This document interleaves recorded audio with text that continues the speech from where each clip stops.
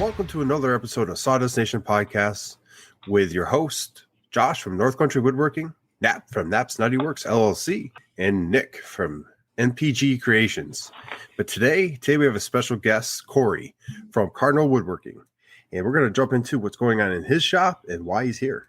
Corey, man, what's up? And welcome. Appreciate you having me on. Hey, man, it's an honor to have you on the podcast today. But with that, let's start off with some questions. Nap, take it away.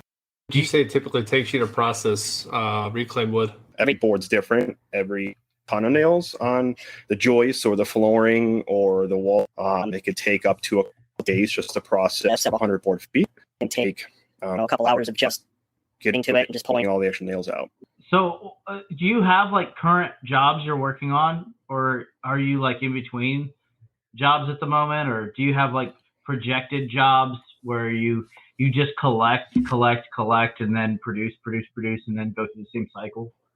Several projects on board right now. I have like at least probably 3 tables, a record stand, and 2 other smaller things that are all on board. Right now, it's a slow season for me as far as reclaiming material around here. There's not too many buildings that are being taken down right now. Last year and the year before was probably a bigger year for me as far as taking down older structures. So you, is there any stores or anything like that reclaimed lumber that you go to, or is there any places you could go to just like a dump? Do you ever go to the dump to look for it? The dump I try and stay away from because it's just not a good source to find stuff like that. And more lumber comes from 1940s and earlier. So I know a lot of the buildings that are older, I can tell by the way they are, and I keep an eye on buildings and stuff like that. And there are stores around my area that do sell reclaimed stuff, but the price is double what a normal board would be as far as board foot. Have you ever heard of Birchwood Supply Company? Birchwood Supply Company. They're in Akron, I think. I have not. It's owned by a guy named Jason Horinger, and what he does is he collects not the wood, like the reclaimed wood, but he goes in and collects reclaimed like scoreboards from old schools that are being torn down, old flags, old desks, all that stuff. So I know he's got the skinny on a lot of buildings that get torn down because that's where he gets a lot of his gems that he sells out of his, like, it's like a secondhand store, but it's really trendy. So give it a look up. And if you're ever in Akron, stop by, and I'm sure you guys could probably collaborate on something as far as at least giving each other a heads up on what buildings. Windows, doors, like walls, sconces, different fixtures, stuff like that. I have friends that are on Instagram as well too, and they are the ones that either usually let me or I usually let them know. I have a building that's coming down. There's 2 that are white oak. Do you want them? If so, we can talk to the owner. Okay, that's cool, man. So how big's your shop? You working out of a large shop or just your garage, or what do you got going on over there? It's actually a 2-car garage. It's right attached to my house shop. All right. That's how my dad and my grandfather were too. But all right, yeah, hey, cool. And how set up are you? You got like a bunch of workbenches that you built, or I know Nap just set his garage up. So I have collapsible that I can put on my wife's side of the garage because, of course, the wife's car has to be pulled in when it's in the middle of winter. But I have 2 workbenches. I have all the rest of the tools around the outside of. That's not. You got a lot of wheels on your stuff though, so you move it around if you have to. Or? Yeah. Oh yeah. Wheels are crucial. That's like money, regardless of what tool it is. I always have a hard time pulling out. I'm just saying. So we were talking about like the asbestos and the stuff you got to deal with, and Nick was talking about like abatement and all that stuff. What is the craziest thing you've dealt with? Like, have you had any scares? What? Asbestos and lead, or like what? Anything that can come from wood that could be nasty for us to handle. It was an original house built in 1900. Eventually, it went into apartments, and then one apartment had it had like Bruce hardwood flooring that was like added on top. Later on, had like the cats pee all over the flooring. So she peed as well. You gotta do that. Yeah, Josh, that's the face I made. What? Yeah, I am not kidding, guys. When we took up the Bruce flooring, you could smell it. And then when we pulled up the original flooring, we could smell it even more because all those years of her urinating and all the cats urinating on it, it just permeated into that original flooring. So that ammonia smell washed that whole room out. You couldn't just plane it down? No, I'm playing. No. See, that's what you call a feature. No, that is not a feature. That is Yeah, that's man. one you don't want. that's smelly. That's crazy. That's, you know what though? Yeah. It's all natural finish. I'm just saying. That's gross. No. Yeah, that is so gross. It's one thing to have like bourbon in the wood, but it's another thing to have human and cat urine all in a wood. I mean, there might be bourbon in some of that. She was probably urinating on the floor because of the bourbon. All right, so that was actually, that went way different than I thought. I'm thinking like, oh, a small scare with asbestos. No, woman urinating, cats. Yeah, like, that's all right. That went sideways. Were you on my browser history again, Nap? Sorry. All right, so my next question for you is, so you've been through a bunch of historical homes, all these things. What is the largest reclaim you've done? Like biggest, most historical, biggest thing you've ever taken wood from? There were 2 houses at the time that were being taken down. One was owned by our local library. They had bought it back in 2009, 1868. At the same time, too, there was a private developed a property that was probably like 2 minutes from my house, actually, and that in 1843. So at the same time, those 2 houses were being prepped for demolition. That was probably the largest project that I've ever taken on as far as me doing it just by myself. I spent probably a month and a half, if not maybe a little bit more, in one house.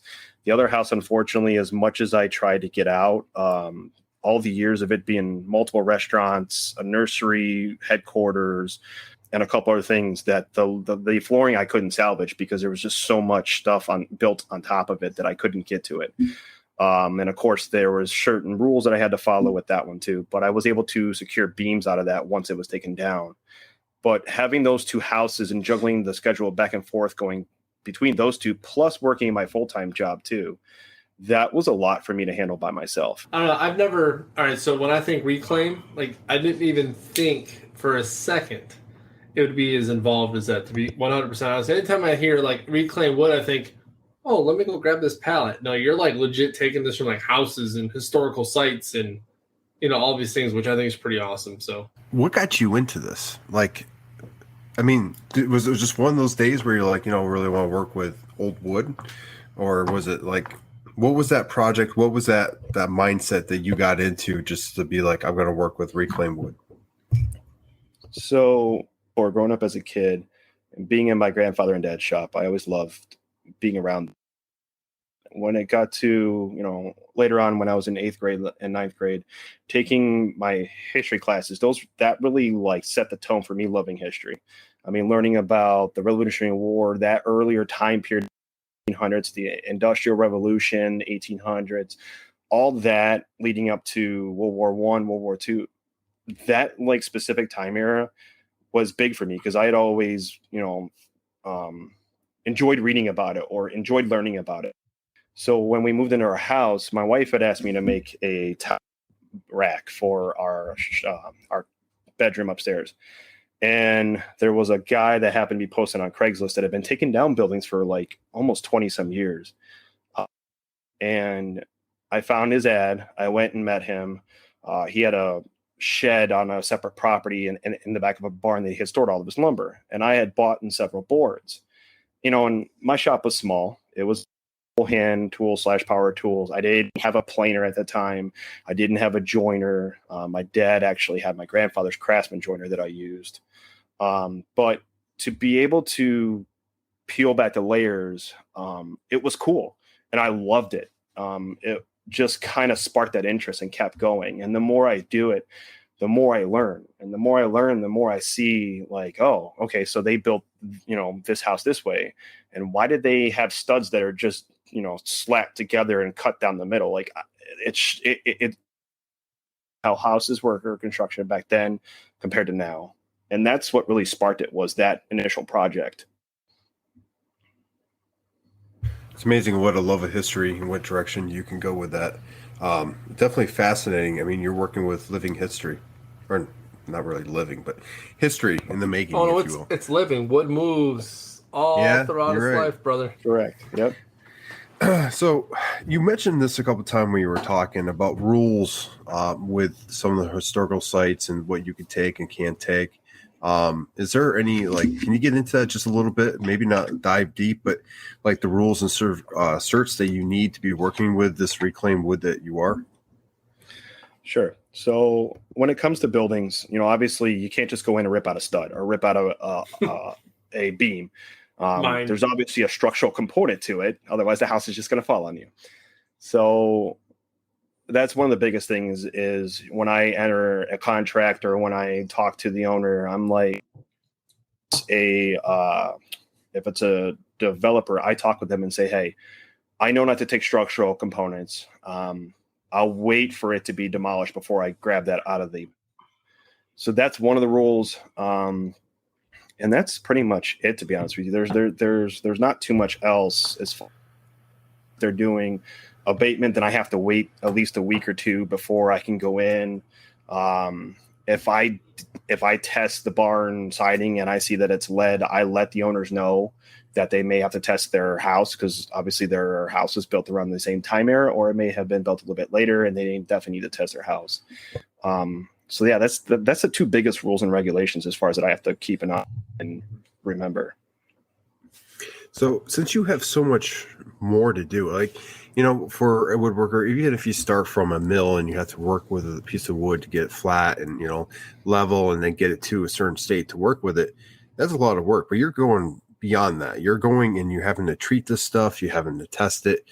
How does that affect your price point? I mean, like, when you're selling your products, how do you factor in all this legwork and all the extra stuff you have to do? I'm the business side of it, if you will. My labor is a little more expensive, and I charge per hour, so it's a little more expensive than some of the other woodworkers around here. Because of that, actually have to take pulling out nails or taking it to the kiln to be heat treated. Because obviously, the wood's been sitting in a house, so it's usually the moisture content isn't all that bad. But it's the bugs that are the biggest problem, especially in barns and older homes too. Like the borers, the beetles, the carpenter ants, and you'll see those, even the wormholes, like you'll see those on the wood, and I have to take that to be heat treated.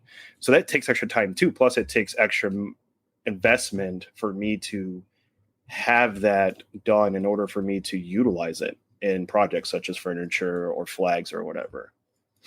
So that gets put into my labor. As far as me paying for other things, like as far as kiln drying, the heat treating isn't all that expensive around here. We're very fortunate to be a hardwood mecca, so there's a lot of mills around here, especially the Amish. The Amish are huge around here, so they're reasonable when it comes to kiln drying. That's fascinating. I mean, like, we've obviously talked to a lot of different makers through Instagram and different avenues, and your stories are by far the first that like Nap said, reclaimed is something that we think of. Unfortunately, the first thing that comes to my mind is like pallets or like like old barns or stuff like that. I used pallet wood today, by the way, bro. Burning? No, I actually strapped a podium down to it and I shipped it freight. Is that reclaimed? I mean, it's reclaimed, sent back out. It'll be reclaimed by them. Now, whether it's used, that's a whole other thing. Sorry, I had to. Yeah. Well, that podium. We'll get to the podium in a minute, but sick. Yeah, your story is really fascinating. I mean, like, just the history behind it. Now, you were mentioned 1700s. What's the oldest piece of wood you've ever worked with? If you're talking lumber that I pull off a building, or do you mean like when it was actually harvested? Because there's a difference. There is a difference. That's tough. Can we do both? Yeah. Sure. Yeah. Okay. The oldest structure that I've reclaimed from is 1830. It is not certified or no. The current owner of the house, actually, they are renovating. They're on Instagram too. But it's known as I forget the name of the type of house it is, but it's a Northeast Ohio area. but it's got a regular section of the house, and then it's got what they call a wing. The original section was built in 1830. The wing on in 1900s, the early 1900s. So they'll reclaim from the wood. The wood's a different component, and if you look at my Instagram, you'll see there's a picture of a white oak 4x. I think it's like a 4x3 after I milled it. But there's like I think either 50 or 60 some growth rings in it, and that was taken out of a tavern that was built in 1838. So I remember when I went back and looked at it and I did some math, it was like it had been harvested around the time of the French and Indian War, which is crazy. Holy I know. smokes. Yeah, that's it. Perfect, Nap. Look how tight that is. So, yeah, I mean, that is some of the tightest grain I've ever seen on a board. And I mean, I have come across chestnut, I've come across every other hardwood possible, but that's some of the tightest grains I've ever seen. And that was, like I said, that was harvested back in the that was started growing during the French and Indian War, especially towards the end of it. So it's crazy to think that tree was growing when the French were fighting the British and the colonials and the Native Americans. I mean, it's hard to fathom when I build this stuff, because I look at it and I'm like, oh, it's from a house that was built in 1856. But then I think about it and it's like, no, it started growing back in the 1600s. So, I mean, really it was around when Columbus was there, or it was around when they first started coming with the Mayflower. Like, it's crazy to think that. The things that piece of wood saw, you know what I'm saying? Dude, I'm going to tell you what, man. Listen, I've looked at your Instagram a couple times because I keep gravitating to one particular post. There's actually two of them. And one of which is, it says, can you believe I found like curly oak? And then another one, there's a panel and it has curly oak in it. Now, I've never seen curly oak. That's curly freaking oak. And that's freaking cool. Like, I've never would have thought in a million years I'd actually see legit curly oak. It looks like damn cherry. Look at this thing. So, Yep. yeah, so that's actually regular hardwood. That is not reclaimed hardwood. That is regular hardwood that I had gotten from the mill. You are lucky. You are one. Wow, I can't talk about luck. Yeah, we've seen your wood before. I've seen good wood from cherry, but I've never seen oak, curly oak. I've actually never seen that though. So that right there, that's an interesting phenomenon to me, because I only see that in cherry and walnut, maybe some maple. So probably the most interesting nap chestnut that is pre-blight, and it actually had curl in it. Chestnut you don't see much anymore. It's not a abundant species like how oak is, or maple, or cherry, because there was a blight that had taken the trees down back in the middle 19-teens to 1920s, and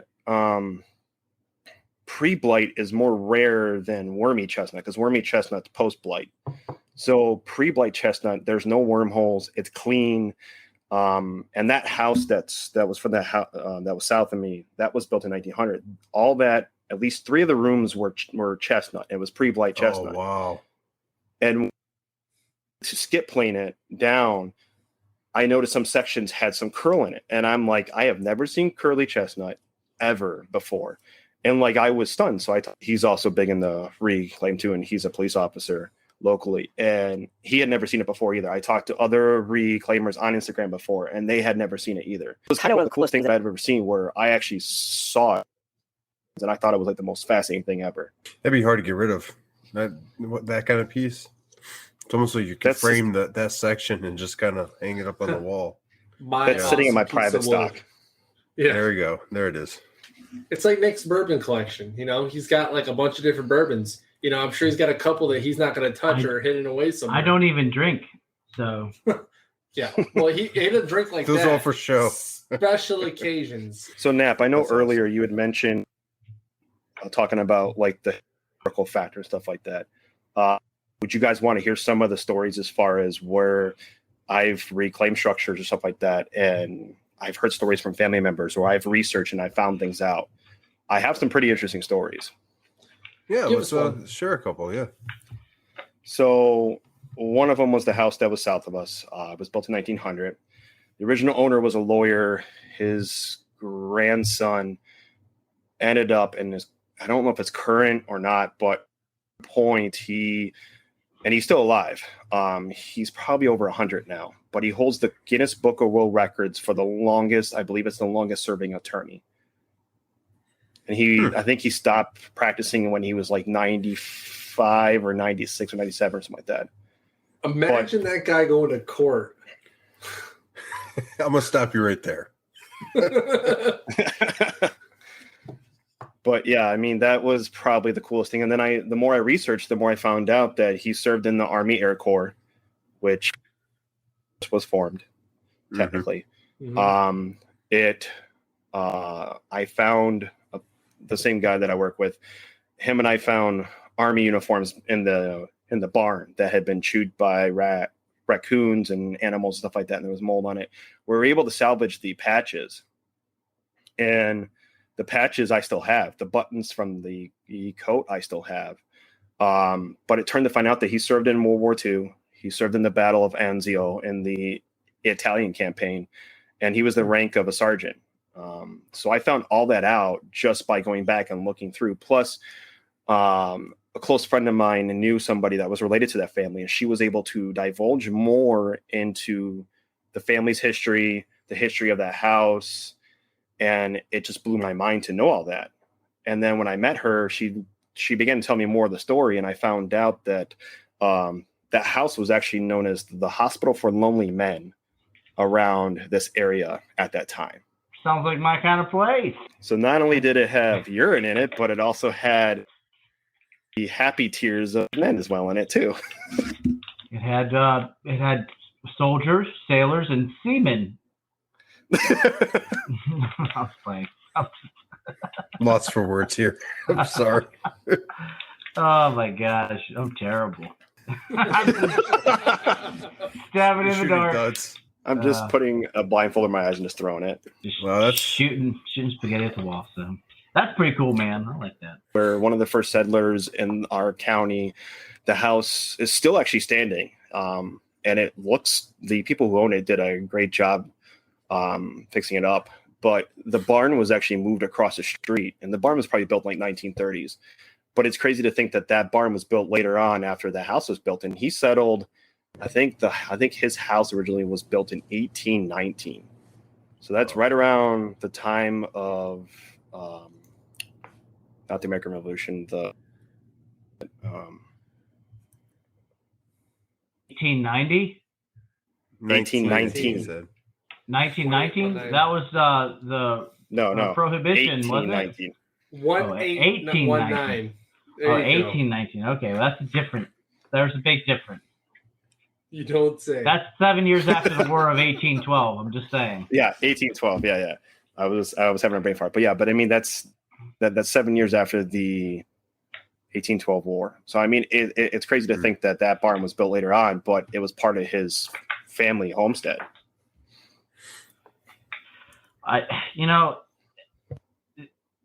Honestly, have you ever worked with new wood, and does it like cut differently than the old wood because of the grain structure?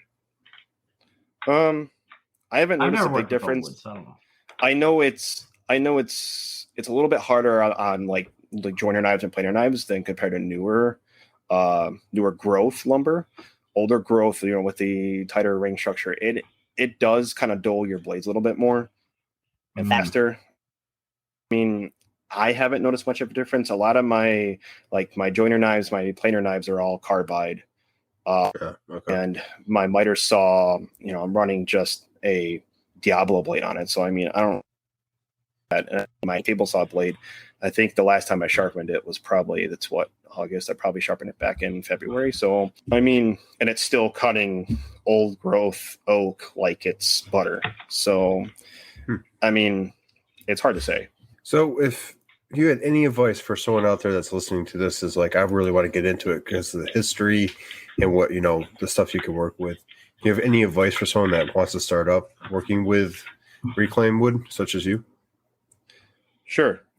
Take the time to understand and know that you're going to spend more time and more labor and more effort into reclaiming the wood. Even if you just buy it from somebody that had already taken it down from a structure, you're going to take extra time for you to process it before you can actually fully work with it and put it on your joiner and put it on your planer. Because again, you got to pull all those nail holes. You got to make sure it's, there's no asbestos to it. All that other factors play into it. The biggest thing too is you're going to be dirty. No matter what you do, you're going to end up looking very, very dark as far as what's on your arms. And even if you wear gloves, like you will take off your arms and you will have a dirt farmer's tan from where the glove was with the amount of dirt that's all over your arms or legs. Yep. And then the biggest thing too, as well, is the tools don't matter as much. I mean, you can get a nail puller off of Amazon cheap, but to know and understand how that nail went into the wood and be able to pull it out, it's going to take time for you to know, okay, I have to chisel around the actual nail head to get to it. The softer iron nail ones, those ones are easy to pull out, but those nails that are like early 1900s, 1920s, those are a little bit more steel and those are harder to pull out. So you will lose nail heads from you trying to pull them out. I mean, I've broken probably countless number of nail heads trying to pull those screws or those nails out more so than the old iron nails, because those just pull out very easily with just a simple pair of pliers and a hammer. Good luck running through a SAWSTOP. Jesus. Yeah. Well, no, so that it'll just jack the blade up. It shouldn't activate the saw unless you have contact with the metal. No, that's what I'm saying. Like, barely clipping a little bit of metal. I mean, I've heard of people having damp wood and activating that thing. Imagine clipping just a small piece of metal from a nail. But you have to have contact with the metal, though. So I mean, if you directly cut into it, Nick, it's a conductivity. So the wood's you're not conducting yourself with the wood, no, but the metal. I guarantee you go up to your SAWSTOP right now, take your miter gauge, push it up against the saw blade, let go. No, push it up against it, let go. It's still going to show red blinking light saying it's completing the circuit. I guarantee you. No, it's not. No, it's not, dude. I've cut through pin nails before. Uh oh. What you doing? Where's Go it ahead, going? activate that blade. Go ahead, activate that blade, brother. And he lost a finger. Okay. Man, really fascinating stuff. I know we love history on this. Like, we can listen to some. I guarantee you have stories for days on this. Just with some of the pieces. Does anyone ever request, like, they ever come and be like, hey, you can pull this piece out of the house and I want this from it? Is that common, or is it more like, you pull these pieces and then you have like a story to go with them? A mixture of both. I think it just depends upon the case. I mean, I've had people that have approached me and said, hey, I pulled this out of my house when I was renovating, and it was a beam that was underneath the section that I had to shore up. Is there any way you can make something out of it? Sure, absolutely. And then there's been the other case too as well. And I think we have a verdict on the SAWSTOP. He's back. I literally took a piece of metal. I touched it to it, let go of the metal. Weird, still blinking light. No, you piercing? No, it's you're still touching the metal. You have to drive a nail into a piece of wood and then touch the blade and hold the wood as you're pushing it, right?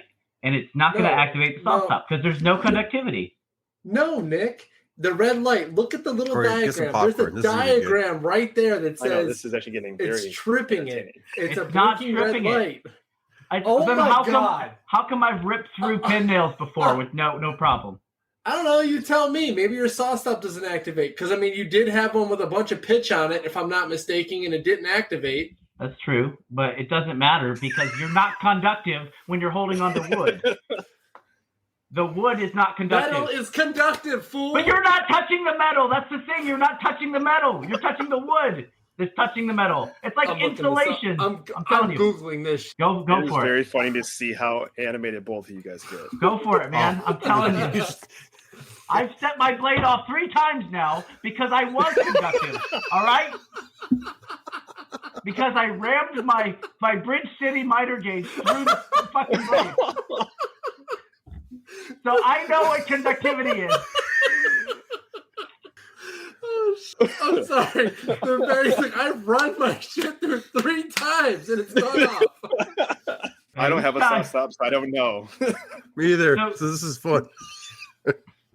So it's completing the circuit. That's all it is. Anyway, let's move on. Nap, you can do your research and then let me know that I'm right when we're done here. So Corey, we're gonna move on and see what's in our shop. So we're gonna start off with Nick. So we got him all spun up. We might as well just keep going. All right. So a lot of stuff going on in my shop. I've got that podium out the door. After the podcast tonight, I am going to go put some hardware on a box that I just built. It's a large trunk. It's like 35 inches wide by 20 inches deep, and 22 inches deep, whatever. 35 by 20 by 22. Anyway, it's a large box. Yeah, just like I like my women. Anyway, so it's all walnut. The whole thing's solid walnut. I built a tray for it last night. Got flags in there. Built an inlaid back that can be removable. All that stuff. I got to tell you, I don't know if you've used it yet, but holy cow, that Total Boat, that wood honey, holy smokes, man. On walnut, dude, it's gorgeous. Absolutely fantastic. Made that grain pop. So that's the whole thing's done in that. But once I get the hardware on, I will mount all of the items that go on the box lid. So the box lid is like a shadow box backer. And I got my dogs. Hold on 1 second.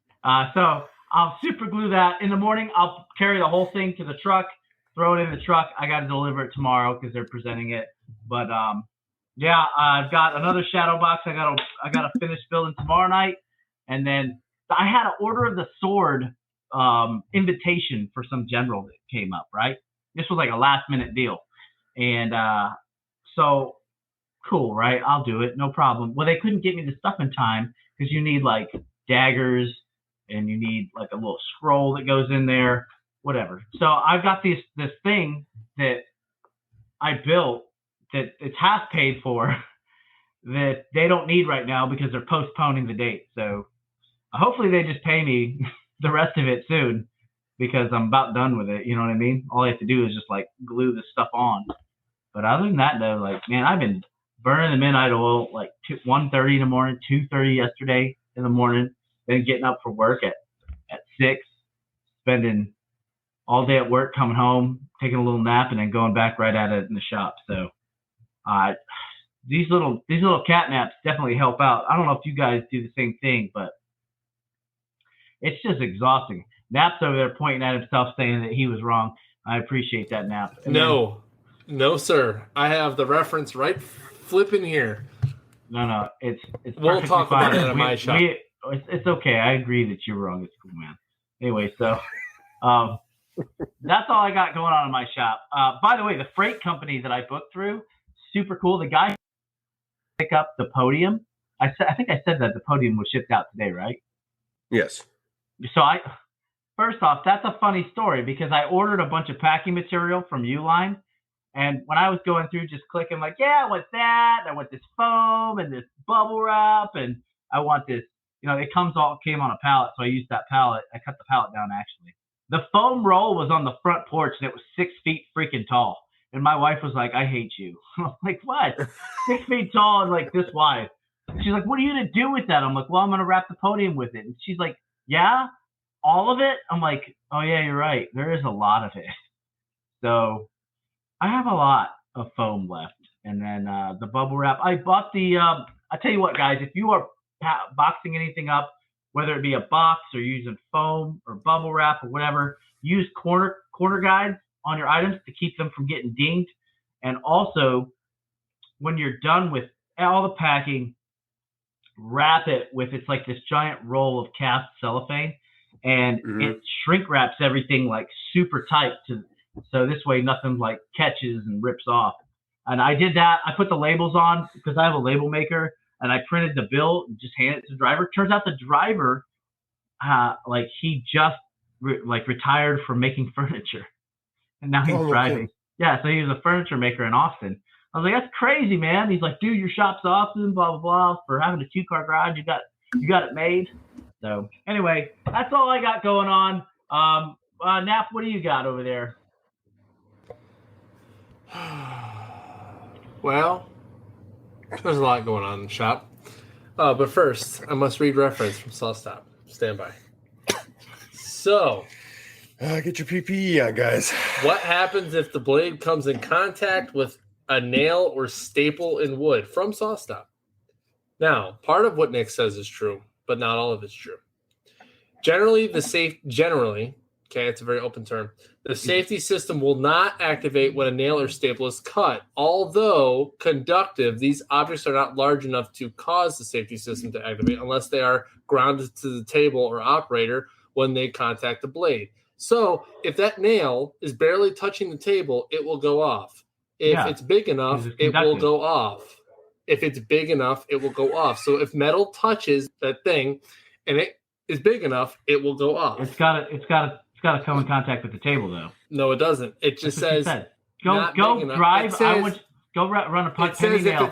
If it's small enough and touching the table, it'll go off. Run a penny nail. Small enough and touching the table. I think we interpreted that differently. We might have. I think we're using what's called confirmation bias. I think we should stop now. Anyways, I just threw some stuff at him that he recognizes from what we used to teach. But anyways, let's get into the shop because we could argue about this all day until we're blue in the face. So finished 2 jobs, made a couple reels, one of which, so funny thing, when you're making videos of things, you should be careful what you're videoing because. Oh yeah. Didn't you video your Well, you really threw it out there, Nick. Thanks, man. So, okay, for the patrons. Okay, so for the patrons, let the suspense build. Yeah, so patrons, for what had happened was, but anyways, but that happened, so I ended up having to like retake a video of me doing this because I wasn't really aware of what I was doing apparently, and so that happened, and then I made way to own it. I'm proud of you. Yeah. I made a shield with some Jarvis Dither action with a picture of somebody on it with a bunch of Air Force Specialty Code badges, which is pretty cool. It's over there. Not going to grab it because, well, yeah, I just don't want to. I have 426. Yes, you heard right. 426 glasses I have to etch by September 26th, which, okay, I got like a month and a half to do that, so that's not a big deal. Can you do a video of you popping one? Do you have extras? I can. Popping what? We still talking about meat? So I found the glasses that they ordered. They're only $16 per 12. So yeah, I'll probably order an extra box anyways because I'm sure I'm going to mess at least a couple up. You should do how not to do video with that. Yeah. Oh yeah, and then tag the Air Force. Well, yeah, because they tried. They tried to do it originally and they kept messing it up. Yeah, they kept exploding the glasses. That's what I'm saying. So what I'm going to do is for everyone out there that's watching, all 5 of you, I'm going to make a reel eventually of me making a glass explode with a laser. It's going to happen. That'll be cool. And then while that's going on, I'm actually going to be working on a 3D facade for a shadow box, which we don't have a whole lot of time, but the patrons are watching. I am going to share this because I feel it's worth sharing.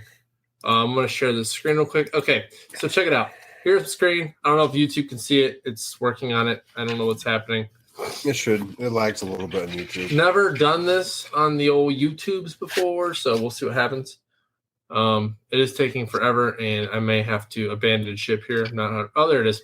Okay, so right side is the full project. Left side is the sample project. So for full project, I'm just going to go hit this and preview all. So Ben at Beachtime Woodworks has been helping me out with getting a 3D file together for this to work. So this is what the actual file is going to be. It's a Office of Special Investigation badge. And then over here on this one, Ben had advised me to make a sample piece just to see how it cuts so I can adjust my feeds and speeds appropriately before I do it. So I'm going to go ahead and just run this real quick. So it's literally just this bottom portion here. And I'm going to go ahead and run that piece right here just to see what it looks like. But that's one of the projects I am working on, and it is going to take a little bit of time. It's going to take around 7 to 8 hours to carve that. No, I'm not charging enough before anybody asks, but it is my first time, and I will figure out what my time is worth when I eventually get through that project. Because let's just face it, folks, anytime we do a first-time project, we don't always charge the right amount. I've never done a project like this. So there's that. I got a couple other like small plaque and signage action going on, but nothing too serious. Honestly, being here in North Dakota, it's been pretty awesome because my business isn't fast, and I'm okay with that. But I am quality over quantity at this point, so the amount of money being made for certain projects is more than others. I am making a bunch of heritage boards for BMT, where I came from. They reached out to me and asked if I could facilitate that. So that's going to be a pretty big project, nothing crazy. 3 24 by 18 boards with some placards and some laser engravings and 16 hallway signs. And they're all the same minus like what they say on them. So that's not going to be too much extra work. But I did get my heater in. It is a behemoth. Like Nick always says, there's always room in the shop for anything. And believe me, I found the space for the heater on my ceiling. It has a perfect spot on the ceiling that it's going to go, and hopefully it works out. But probably gonna do drywall this weekend too. So look for the stories of me swearing, and reels of me breaking drywall because, making me mad. I hate drywall. I absolutely hate drywall. But yeah, other than that, that's really all that's going on. A lot of repetitive jobs, two big jobs, some repetitive stuff. Nothing too crazy going on in the shop. So, Josh, what you got going on, bud? Well, not as much as I'd like, but enough to keep me busy. I'm getting out in the shop and I'm able to do new stuff. So when we're busy and jobbing, we really don't get to sit down and come up with different processes or even try, out, different stuff. I keep saying stuff because, well, it's not just wood I'm working with. I've been working with different stuff on the laser, 3D printer, just pretty much all the machines I've been kind of experimenting with, really. Been doing a lot of experimenting in the shop. So we'll start off real quick.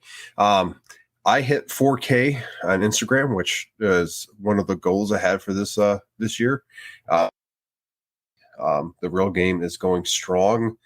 We're still trying to figure out the algorithm amongst all of us and, get everyone's accounts up there. But I was pretty stoked about that. It was definitely unexpected. So thank you to anyone out there that might be listening that actually followed along and follows us now. So enough of Instagram stuff. Other than the reels, I've been having a lot of fun with those. More fun than I thought I was going to. You notice some of these accounts that do a lot of like artsy type, photographing and movies or reels.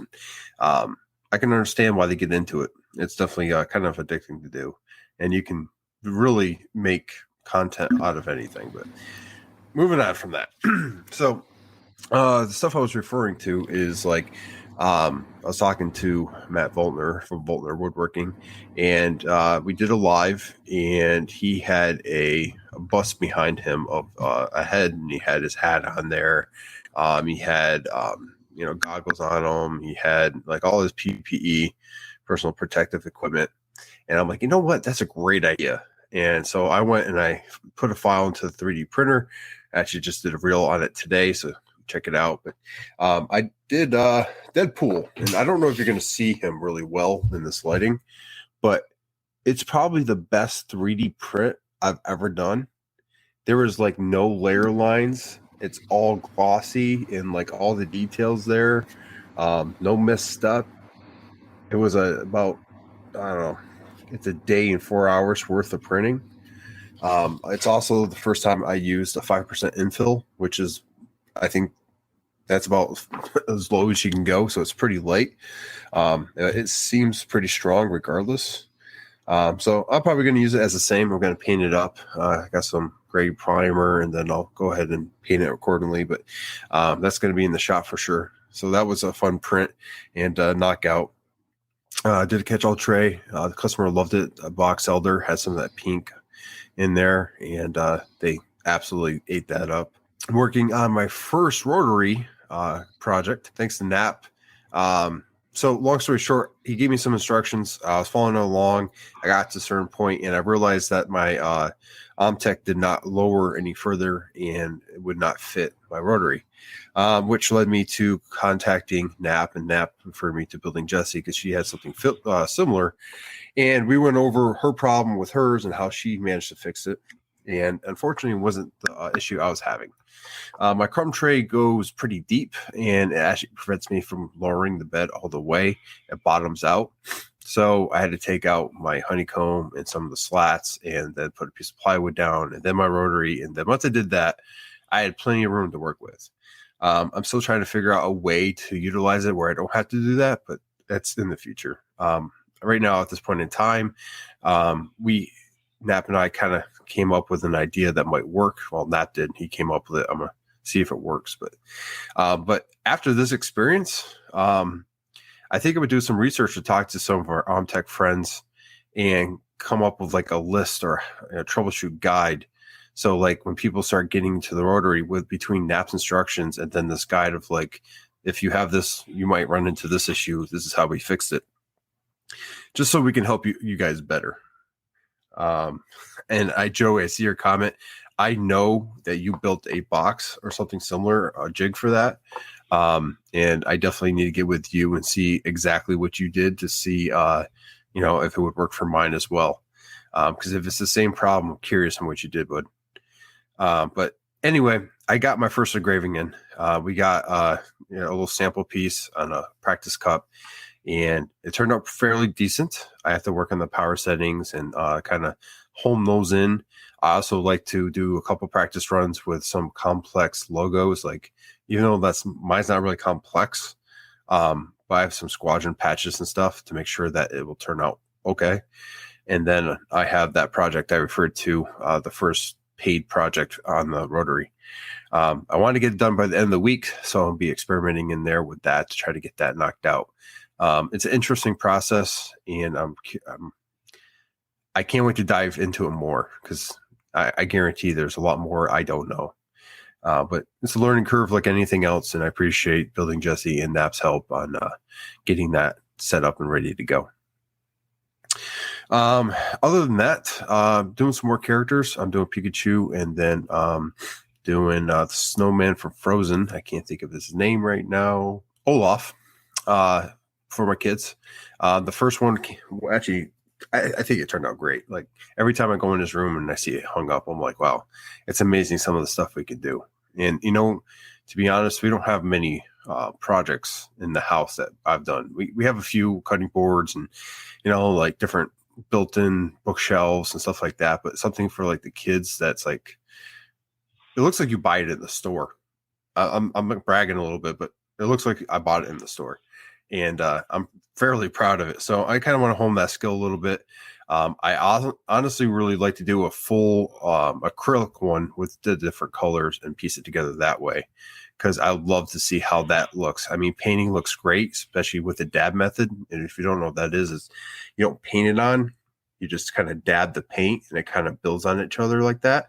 That's how I did the karate signs. And it was confirmed by another maker how that works. And then I tried on these characters and it worked great. So try it if you have it. It's definitely a game changer for paint.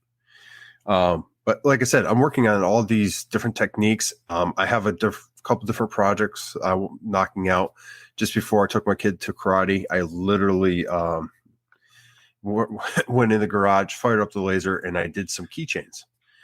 I never in a million years thought doing a keychain for like my logo on there and then giving it to a client as a thank you gift when they order a bigger project or a medium-sized project.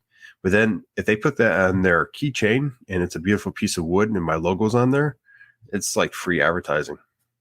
So, I did a keychain for my vehicle. I did an acrylic one that's engraved, and then I painted the engraving black.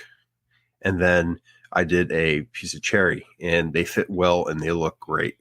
So I'm gonna play around with that a little bit. I have some ideas for some craft fairs and stuff like that, and it won't just be my logo; it'll be like little stuff here and there. But I guess what I'm trying to say is like with that laser, I have so many different ideas. I'm just trying to knock out and just kind of finalize with my different projects. So I'm just writing them down and trying to knock them out when I can. I got a family project knocked out. It was a key from my parents. They want to hang it in the front door, established sign. They picked the dimensions and I just delivered. And then, there's a couple other different projects I'm going to knock out too. My wife wanted some bow holders that I did for a client while on the CNC a long time back. And the CNC was it was a little different because the plywood was kind of chipping a little bit. I didn't have the right bits for it, and now I could do it right on the laser. It was like, I don't know, maybe a minute or two. It was cut out, ready to go, and I'll paint those up whenever she tells me what color she wants. But client wise, I have a couple projects I'm doing invoicing for. One's going to be Soul Topper with a spice rack, and then they're talking about some other signs and stuff they want me to do. So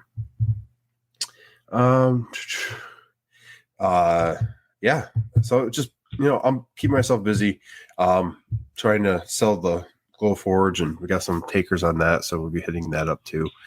So that'd be nice to get out. I actually took everything out of the window and cleaned everything up over there. And, it's going to be nice to have that space because we're going to actually extend the desk I'm going to build a top and 2 desks. That way we can actually have like the recording computer station here and then an additional work area by the window. So like instead of using the kitchen table for like all the shadow boxes and the stuff I don't want to get dust on, we'll have a dedicated little area over here. How much is that Glow Forge in the window? Roof. As much as you want to give me. No, I mean, like, are you selling it to somebody? So originally, we're selling it to a couple local people, or hopefully they're going to want it. I'm trying to get. I wanted to sell it for 3, and then 2.5, and then I'm just saying 2, and it's coming with the table, the Glow Forge, all accessories for the window. It's coming with the inline fan and everything else. So, I mean, like, basically, if they get it, anyone buys it from me, they could set it up that day, start engraving right away. So, I'm even willing to help them set it up and get working with it because, sometimes that's the kicker. You know what I mean? Yeah. I mean, like customer service. It's not even that. Like, it's a laser. It's a CO2 laser, regardless of the programming and whatnot. For anyone that's not doing the kind of level of stuff we're doing, which you could do that same stuff, it just will take a little bit longer, and it's a little harder. And I was actually asked today why we're getting rid of it. And I'm like, I joked to my wife, I'm like, we're on the industrial level now. So I love my laser. Like, it was a game changer once I started getting into it.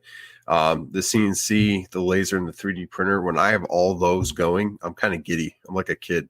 I keep going back and forth between them and making sure everything's working. And it's great having these machines and able to do some of the stuff that, like, my wife or my kid will run up to me and be like, "Hey, Dad, can you make this?" And I'm like, "I can." You were talking about those things that you made for your kid. Is that one of the ones that Voltner posted on? I think it was it a Yoshi or was it a Luigi? He does them all. Yeah. So Voltner's doing like the Mario series, and I'm doing the the Pokemon side of things, and I guess Frozen. I've done these before. I actually did one with the Glow Forge. It was a Pikachu, but I was trying to rush the project a little too much, and I messed up the paint, so I never really finished it. Because once you mess up, because I was using spray paint for that, once you mess up the finish on the spray paint, it's like 1/8-inch plywood, you're done with that. So I kind of go ahead. I would say be careful when posting that stuff that you make it clear that that's not for sale. Yeah, you know what I mean, because that stuff's all copyrighted. I know Well, for a fact, there's like, go ahead. Like if you get caught selling Disney or Pokemon or Porsche Car North America stuff, that you could get in trouble. So, just saying. Yeah, I think on TikTok that just got sued by Disney, and he had taken his Subaru and turned it into like a replica Lightning. yeah. I mean, that thing I've was seen that. Yeah, and he got sued by Disney. They settled, but I mean, he posted it all the time, and then I was surprised the fact that it took Disney that long to go after him. It takes a long time. You got to go to a pretty extreme. I mean, if you look at that guy's profile, like that was like a real life Lightning. Like it was. You got to make. So that's another thing is they're going to take into consideration: are you making a lot of money off of this stuff? And if it's like in his case, maybe he was getting TikTok views and stuff like that, and getting monetary compensation for his videos, or doing like even birthday parties for kids and stuff like that, charging to have his car show up. I could see Disney throwing him the old boot. Yeah, and that's probably what I don't know the case fairly well, but I do know that, like, you know, he probably was getting some kind of pushback somewhere for it. But the stuff I'm doing is chump change, like a couple characters a month, and like I'm not selling it, and I modify each character just a little bit. And I'm hoping that will save my butt a little bit. But regardless, right now it's just a fun thing I'm doing. No one's reached out and wanting to buy. Not yet. I'll don't worry. I'll get a hold of him. You'll be all right. Yeah. Thank you. I appreciate it. I know both of my kids would want something too. Oh, let me know, man. Maybe we can work something out. I would love to do a maker trade or something. But I love doing that kind of stuff too. And this is kind of going off maker trades. And within the community, I love doing them. So like if I make something you want and it's reasonable, let's do a trade. Because supporting makers is, you know, what this podcast is about, why we do this podcast. But I think that's enough of my shop. I kind of went on a tangent with a couple of different things, but some exciting things happening. It might not be busy, but pretty excited about some of the stuff that's coming out. So, but with that, Corey, before we start wrapping things up, is there anything you kind of want to hit on or add? I mean, not really. I really don't have anything that comes to mind right now. Like as far as in my shop, I know I have several tables, and like I said, a record stand. Most of that will all be reclaimed. I have a couple small things that are like regular hardwood that client did not want reclaimed, which is fine. And then I have several flags that I need to be working on here shortly that are for local fire departments, and those are all donation that I give back to them. Growing up as a kid, I always wanted to be a firefighter, and once I started woodworking, I started making flags, and now I take the flooring from the old and turn it to that. So I have plenty of those flags that I have to make that to finish doing for our county, and then I'm gonna start stretching out into another county too as well. Nice. What you do, man, is very fascinating, and I appreciate you coming on the podcast. Sorry about some of the technical difficulties we had to get through, but I believe this episode is definitely worth that. Let's go ahead and wrap it up with our sponsors, Nick. All right, you are, Josh. The Sawdust Nation podcast is brought to you by PWN CNC. That's right. PWN CNC makes some of the best aftermarket CNC spindles, as well as dust boots, etc., etc. For 10% off your order at pwncnc.com, use promo code SawdustNation981. And next up, we would love to thank Total Boat for their condition. Anyway, and next up, we would love. You got to keep that. I'm sorry. That was great. Yeah. And next up, we'd love to thank Total Boat for their continued support. For 10% off your order at Total Boat, go ahead and slide into the Sawdust Nation podcast DMs on Instagram, and we will hook you up. And we got to thank the patrons, man. We have a new patron, don't we? What's that patron's name? We do, sir. Todd Cox. Todd Cox. All right. Thanks to Todd Cox and Sam Clemens just up their pledge as well. So thank you, makers in the community that support this podcast through our Patreon accounts. And also, I want to thank our affiliates, OhmTech. You guys are awesome. Appreciate you guys being affiliated with us. And makerstock.com. Those guys have some awesome stuff. Check them out. If you're looking for like acrylic and all that stuff, the stuff we talk about cutting on the laser, check them out. And for 10% off your initial order over there, you're going to use promo code SAWDUST10. That's right. But that's all we have for sponsors. And again, thanks for coming on to the podcast again, Corey. We appreciate it. I'm going to kick it on over to what Josh is raising his hand. I'm raising my hand because we haven't mentioned this. He's not really a sponsor, but he's a supporter, and he's coming out with some new innovative stuff. And I think it's worth mentioning, especially since he supports us in our giveaways. Orca abrasives. Now, if you don't know or haven't heard of Orca abrasives, check him out on Instagram. He makes some amazing sandpaper, sanding blocks, and he's coming out with what seems to be constant updates to his store and what he's providing. Currently, he has a purple sandpaper coming out. Pre-orders are being accepted now. Ships out September 5th, and it's supposed to be the next best thing in sandpaper. So go ahead, check out Orca Abrasives, and I believe our promo code with him is for 10% off, and that's SAWDUST Nation 10. And Joey just went and ordered some, and he used a promo code to save some money. So just check him out. He's supported the podcast for a long time. Yeah. And Lawrence over there definitely is good people, man. He is. And if you have a conversation with him, honestly, he might have a business, but he's also a woodworker, so he can relate. But I thought it was just right to mention him real quick. Sorry about that, Nap. Let's go send that over to you.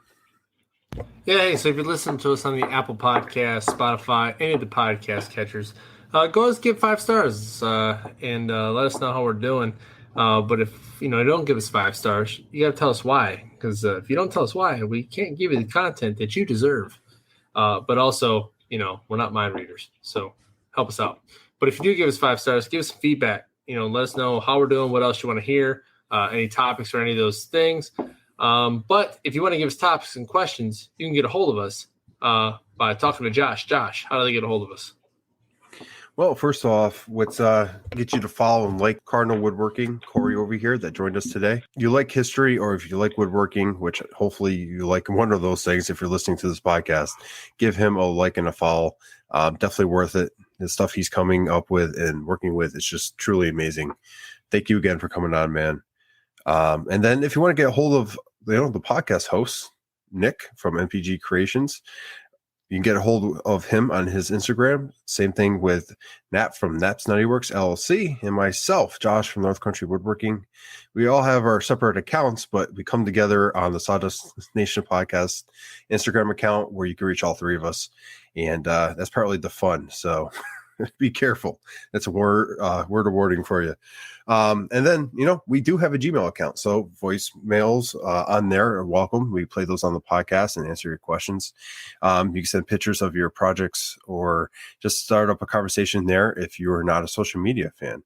AJ sent a question in from Crafted and Jay. We did not get to that, but we will get to it next week. So thank you, man. And we'll definitely hit that up here soon. And then the ultimate way to be part of the podcast and see all the technical difficulties, the jokes, just see it all, even demonstrations like Nat put on what he was currently working on the screen. Our Patreons in the 3rd tier got to see that. We wouldn't be doing this without you guys listening or our Patreons. It's truly amazing the support we get from you guys. So thank you. But check that out. That link's in our link tree on Instagram, so you can easily click on that and subscribe. With that, let's go with final words. Corey, if you're ready, any final words for the podcast? Not really. I really do appreciate you guys having me on. It was a lot of fun talking about all the different projects and historical things that I've done. I know that I have questions as far as lasers and stuff like that. I'm gonna have to reach out to all 3 of you guys because I want to add that component to my shop as well too. Cool. We'll hook you up with the laser, man. We'll match you up nice and get the perfect fit for you. Pew pew. Nap. You know what, folks? Check it out. So, one thing I really enjoyed about this episode was the fact that we had someone on the show that, well, had different information than what we're normally used to hearing. Like, I would have never known what abatement was. I learned what that was today. When Nick said it, I was like, oh man, Nick knows big words. But really, it's a process that none of us are familiar with. But also working with reclaimed wood is more than just pallet wood. I mean, I'm sorry, Corey. Like that's anytime Ignorance we would is think of that bliss. stuff. Yeah, ignorance is bliss. And you are not the only one, so don't worry about it. And the beautiful part of it is that's why we had him on the podcast. We all got to learn a little bit something different today, which is a part of growing the community.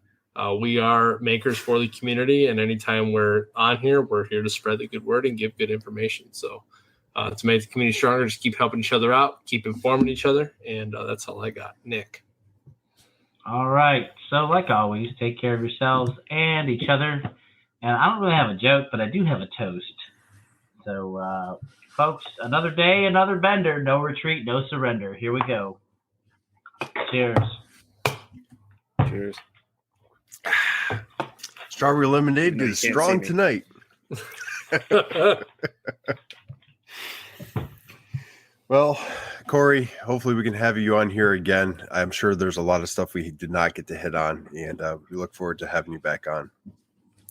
Thank you to everyone for listening to the 111th episode. With that, thank you for listening. Tune us in when you're going to work, you're in the shop, mowing the yard, making your coffee, making your tea, drinking a beer. It's a long one. We don't care where you are, what you're doing. You could turn us on. We can whisper in your ear, and we can all have a good time. Sawdust Nation is signing off. Go make some sawdust. And Sawdust Nation out.